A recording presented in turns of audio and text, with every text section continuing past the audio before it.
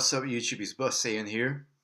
Today we're going back to something that's very close to my heart. We're going back to the roots that this channel is built on, which is Dragonball CCG.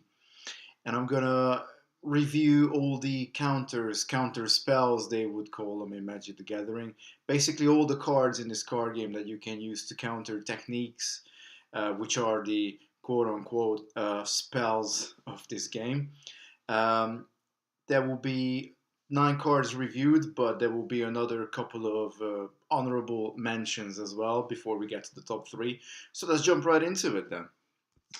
Okay, so first of all, number 9 would be Barrier. It's only here because it is a counter, but it is by far the worst from all of them. First of all, it's a turn 6 drop, which, you know, at that point the game is usually won or lost.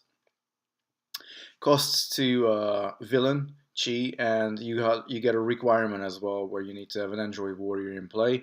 With a Dragon Ball coin, in your action phase you can negate the effect of a destruction technique, and rather than moving it into the chi or moving it into the discard, it actually puts it back on top of its owner's planet. So this is the worst one. I would not recommend anybody running this because it is absolutely useless. Number 8, we have Afterimage. Afterimage is the only super counterspell that I know of, and to be fair, it's not the worst, but you have to play super because it costs you 2 super chi. Turn cost of 3, that's not too bad. The only real issue is that without any manipulation of the top of your deck, you might not be able to pull this off, because you have to basically carry out an adventure, reveal the top card of your planet, and if that revealed card is a turn cost of 4 or more, you can negate the reinforcement technique, negate a reinforcement technique. Otherwise, return this card back to your hand, so at least you don't lose it. But it is very circumstantial. It only targets reinforcements, which, to be fair, is not a bad thing, because a lot of the techniques are reinforcements in this game. But it's still very much hit and miss to get just on the blind a card that has a 4 or higher turn cost just off the top of your deck. Nearly impossible, really, without manipulation. Number 7, we got Unexpected Outcome. Unexpected Outcome, on the surface, is an excellent card because you look at it, it's got a turn cost of 4, 1 blue, and any color. However, when you keep reading, it says strategy. You can only use this card to negate any target technique, by the way, which makes it actually very flexible, but only in the strategy phase. And guess what? Most techniques are not played in the strategy phase. Most techniques are played in the action phase, where you want to pump your warriors and you want to ensure that basically that's the battle phase, as you would say in Magic. So that's where you would be using all your instants. This is almost like a sorcery counterspell, which is impossible to exist. So there you go. Unexpected Outcome is number, what was it, 7? Number 6, we actually have an event card. We have Invisible Opponent as our number 6. So it's actually pretty good, but there is one significant reason why it didn't get any higher on the list. You gotta bear in mind that in this card game you can only play 1 event per turn. There is quite a big restriction, and this is why you don't see a lot of event decks flying about. But this would be a pretty sweet one because it's only got a turn cost of 2, 1 evil and 1 any color, and a time limit for 3, so he actually stays in the game for quite a long time. And for an additional evil chi or villain chi, you can negate the effect of a target technique that is targeting a technique you control. So Invisible Opponent basically counters counters. That's what it does. Um, so again, it would be very good if it would just basically um, counter anything, but it's gotta uh, be the only legal target for this card is are other counters, and trust me, there are not many that you would actually run in this game. So there you go, invisible opponent, number 6. Now number 5, it's it was very difficult to decide on number 5 and 4, but number 5 is Wave Cannon. Number 5 is Wave Cannon. It is a unique counter spell. Turn cost of 4, costs you 1 green and an any color chi. And in your action phase, you can negate the effect of a target technique or reinforcement or restraint technique. So it's actually one of the decent ones if you compare it to what I've shown you so far. However, the issue is that there is one other unique counter in this game which is surpassing this Wave Cannon by far, by miles. So this is the one that you could play, but there are a lot better cards that you can put into your deck rather than having an additional 3 copy of a somewhat redundant counter technique. However, I must point out that reinforcement and restraint techniques are abundant in this game.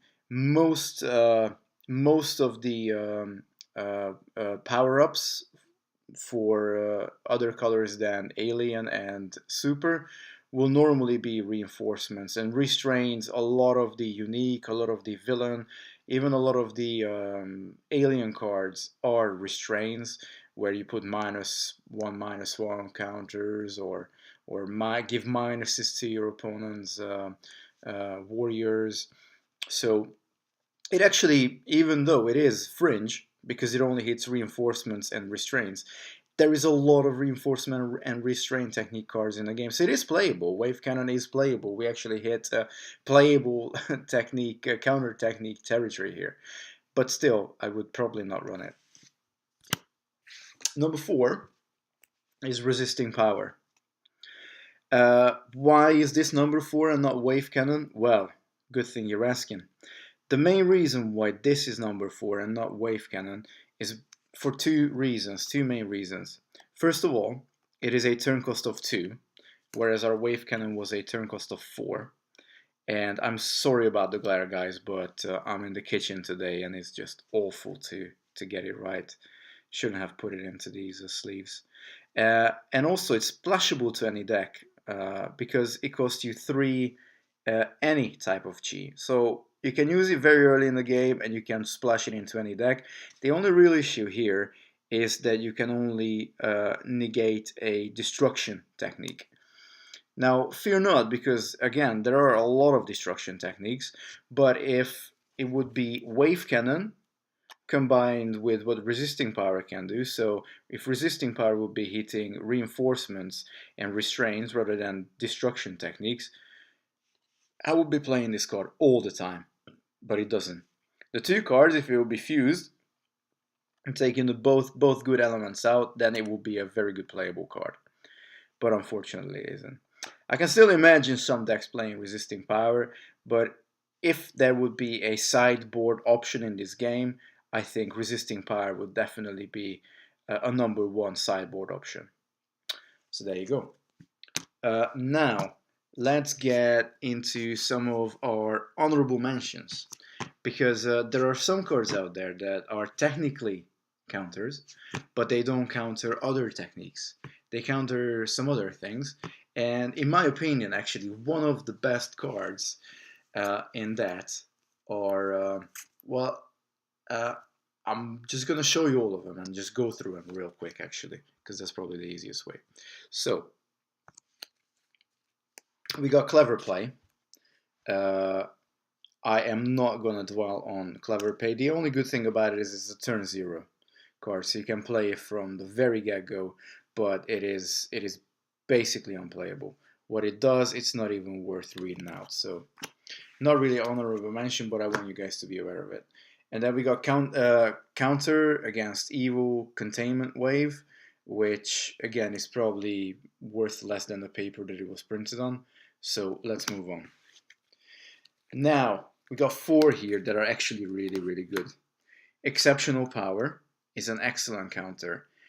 You can play from turn 1 onwards. It costs you 1 blue chi, 1 alien chi, but you have to have a cooler in play, and there is no way you're gonna have a cooler in play until like turn 4 at least. So why this was printed as a turn 1 card, I have no idea, but anyway, it is here. And it is actually super powerful because what it does is in your action phase, the printed power of target warrior becomes 0/0 until end of turn.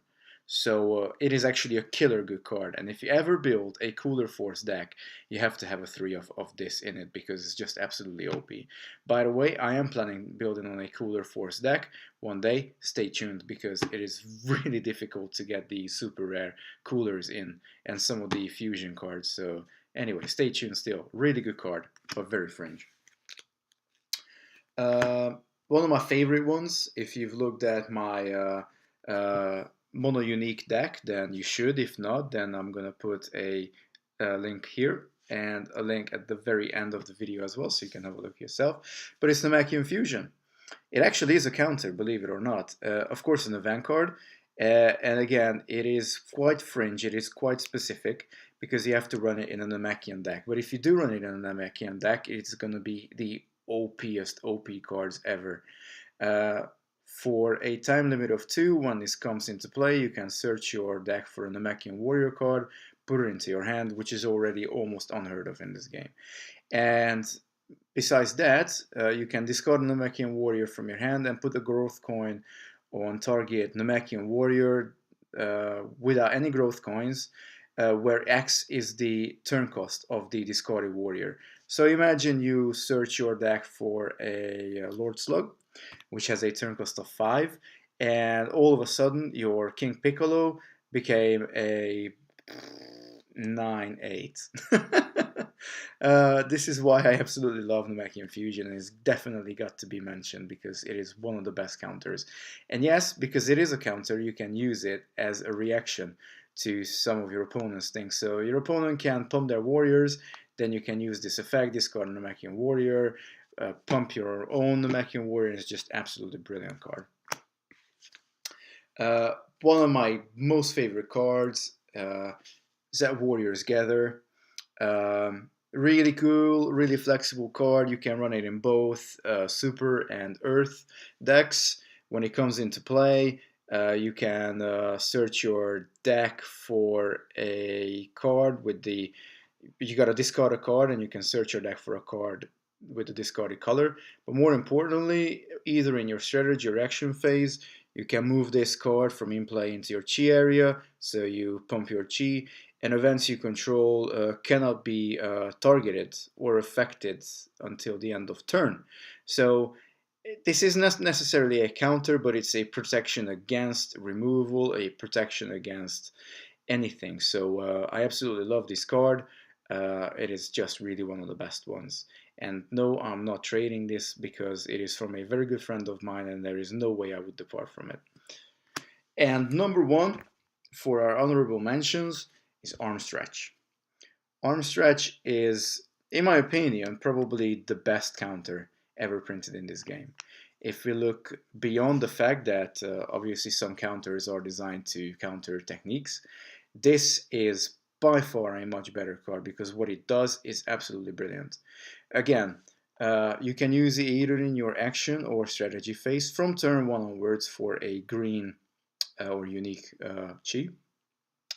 And you can use it to negate target warrior's effects until the end of turn. And that targets cannot be changed. That target's power cannot be changed. So imagine your opponent just played out an evil cannon, trying to give its main warrior +3/+0. You drop Arm Stretch for 1 green, and basically that evil cannon will be wasted. It does not counter the evil cannon, but it takes away the +3/+0 effect from what the evil cannon does.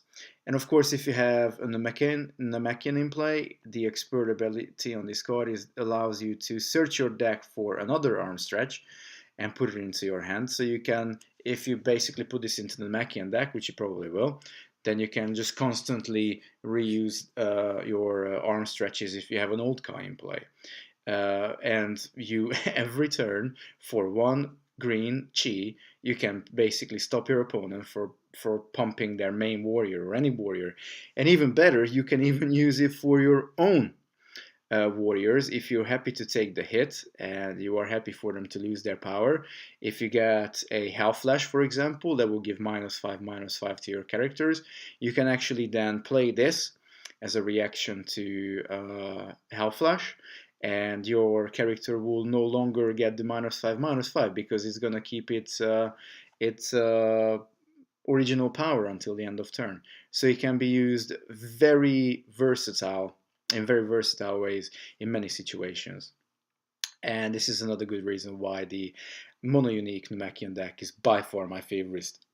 An absolute OP deck that I've built.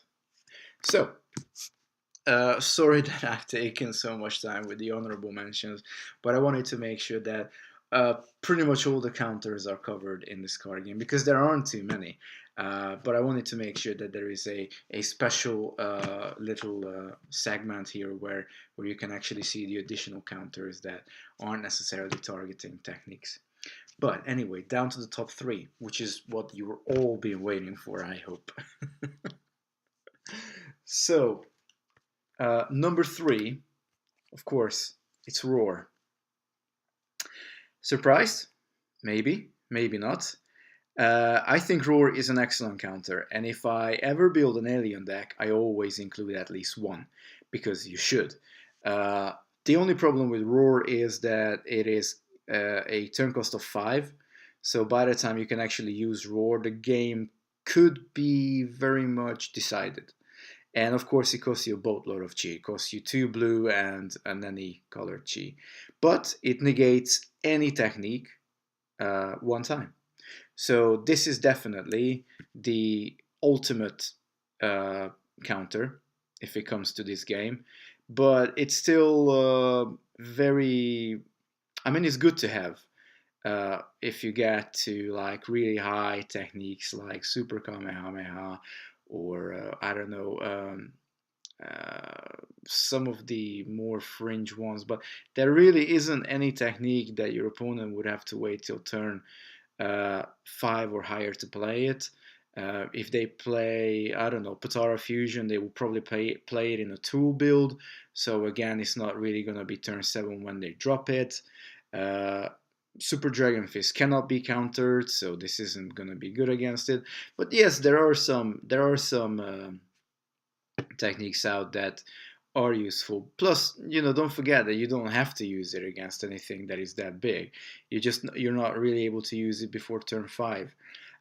Unless, of course, you can somehow bring your turn counter up, which there are some ways, and I'm gonna probably cover it in another video.